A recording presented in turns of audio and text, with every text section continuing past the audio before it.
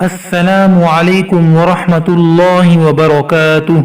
مبارک کلمات جنہیں حضور صلی اللہ علیہ وآلہ وسلم نے آسمانوں اور زمین کی کنجیاں قرار دیا، وہ کلمات کیا ہیں؟ بسم اللہ الرحمن الرحیم، لا الہ الا اللہ واللہ اکبر وسبحان اللہ وبحمدہ استغفر اللہ ولا حول ولا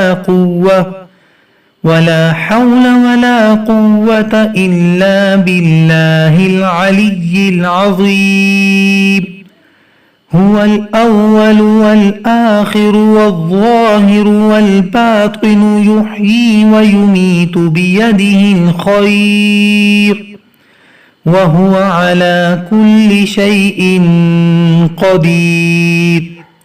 صالحین کے ارشاد کا خلاصہ ہے، جو شخص صبح و شام 10 بار پڑھ لے اس کا دامن مرادوں سے بھر جائے اور قرب خاص کی منزل حاصل ہو۔ اللہ تعالی ہم سب کو پڑھنے اور پھر اس پر عمل کرنے کی توفیق عطا فرمائے، آمین ثم آمین۔